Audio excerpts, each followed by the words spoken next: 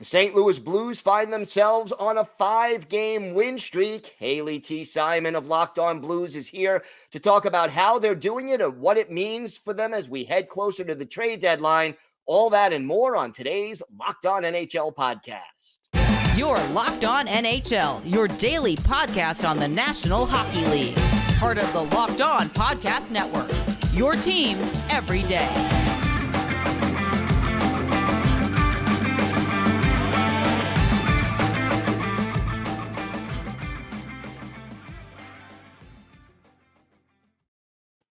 And welcome, everybody, to the Monday edition of the Locked On NHL podcast, part of the Locked On Podcast Network, your team every day. I want to thank everyone who makes Locked On NHL your first listen every day.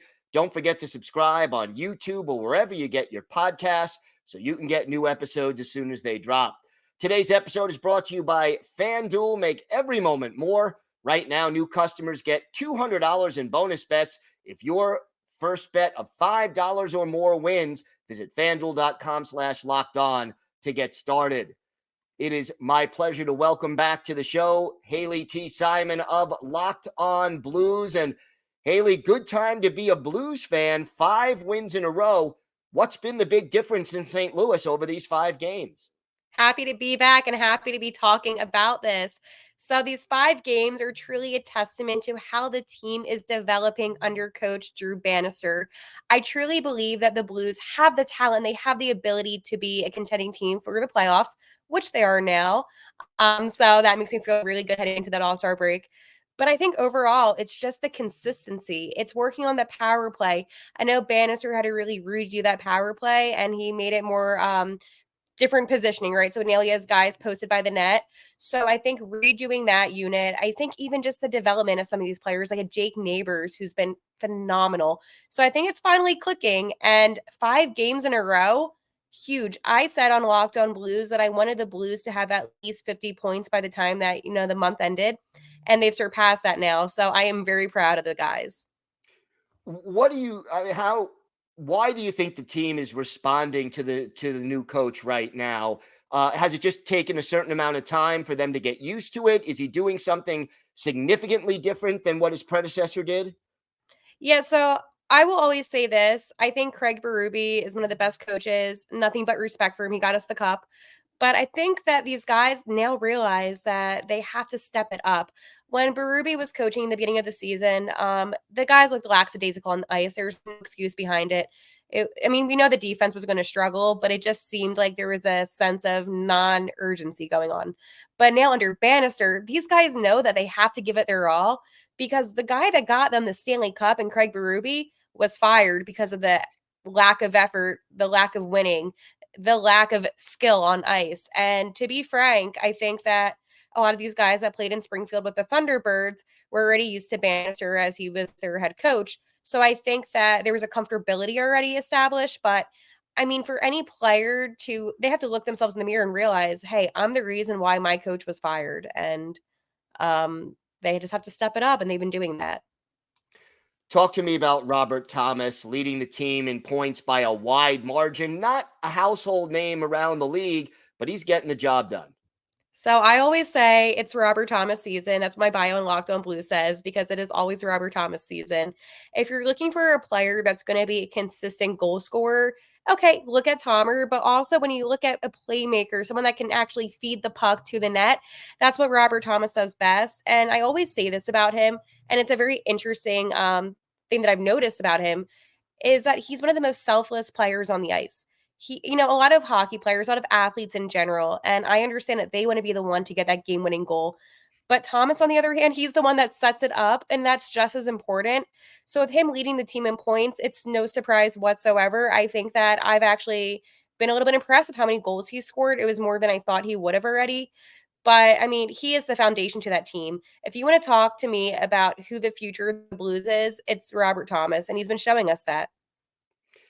As far as the goaltending goes, where do they stand now? And realistically, how confident are they in this goaltending duo as we head into the final few months of the season? So I laugh a little bit when you ask me that because coming into the season, I did not think the backup Joel Hofer would be good at all. I had really no faith. Young guy, rookie season up here, but he's impressive. But it's Drew Bannister, right? That's the goalie that everybody always expects good things out of him. And I'm not, saying that he's not a good goalie. He is. But it just seems like he's kind of lost that spark. And maybe, again, it could be because of the defense. It could be because of the season. But at this point, I love Benner, but at this point, I think that he is somebody that the Blues don't always have to keep around, because the way that the NHL now works is you really just need two goalies to go back and forth. You don't need like that number one main goalie. And the Vegas Golden Knights are a great example of that with their 6 goalies last season and then winning the cup. So I think that Bennington, he's less emotional. He hasn't hit anybody on the ice this year, which is a huge thing. But again, I think he's just not having the best season. But Hofer's been really stepping up and getting a couple of shutouts this season. And he's been solid in the crease. Give me the name of a player on the Blues who fans of the NHL may not know, but who's really contributing quietly to the team's success. Yeah, so a couple names pop into my head, and he actually is now out. It's Scott Perunovich. Scott's been a really good player. He goes back and forth between the Thunderbirds and the Blues, but I think that he is somebody that's developing quite nicely. Again, a lot of these guys are the guys that go back and forth. I think Tyler Tucker has potential too. Another defenseman back and forth. Both of them are defensemen. They both rotate out on the last pair, so usually you don't see them together, but they're pretty solid guys. But if you want to look at a future star of the NHL, like if you want to look at a player that you're like, okay, whoa, who is this guy? I'm not saying he's the next Austin Matthews. So all these NHL fans, we're not going to get into that level. But Jake Neighbors, he is somebody that for me at least is going to be like the next big thing.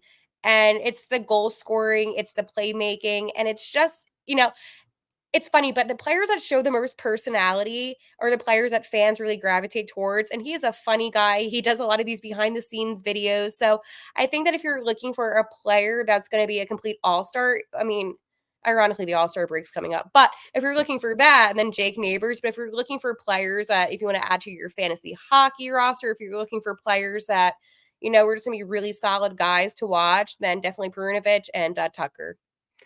Trade deadline now about 6 weeks away. Where do you think the Blues, how do they approach this trade deadline? Well, there's not much they can do because of all their no trade clauses. Realistically, I think the Blues are going to make a move at the deadline.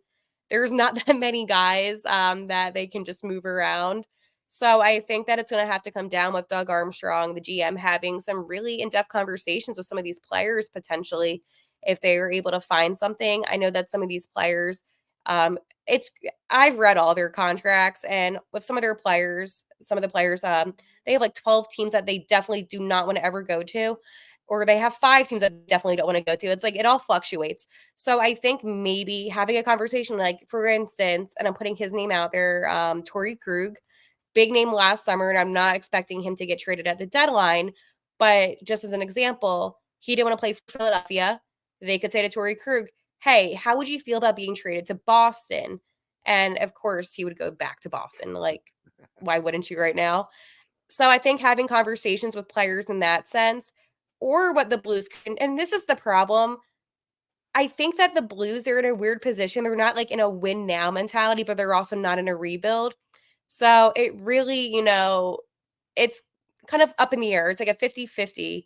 They could get rid of some of their better players and they could get a better draft pick, or they could try to acquire some top talent. So definitely utilizing some of the younger players too. They could even get rid of them. But I think that, and I like Doug Armstrong. Do I think he's going to make the decision that I would make? No. And what I would personally do is nothing. Stand pat. It's difficult because the free agency this year is going to be so good. So I would just wait till then. But I mean, at the deadline, unless you're going to get a really good deal and have a good talent come in, then okay. But sometimes I feel like it's better just to wait until the season's done. Fair enough. Haley, why don't you tell our viewers and our listeners where they could find the podcast and where they could find you on social media? Yeah, so you can go on YouTube at Locked On Blues or Twitter at Locked On Blues every single day. I will be posting, well, I do post Blues content, but even during this All-Star break, I'll still be posting content 5 days a week.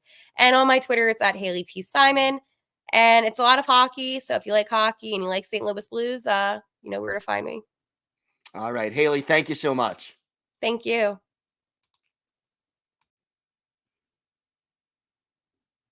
Today's episode is brought to you by FanDuel. Happy Super Bowl to all who celebrate from FanDuel, America's #1 sportsbook.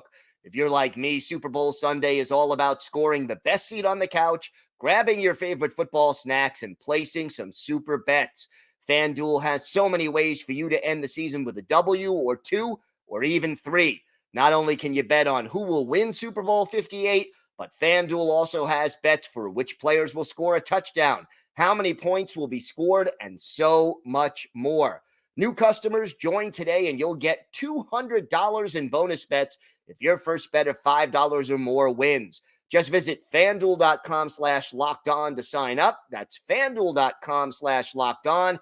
Make every moment more with FanDuel, official partner of the NFL.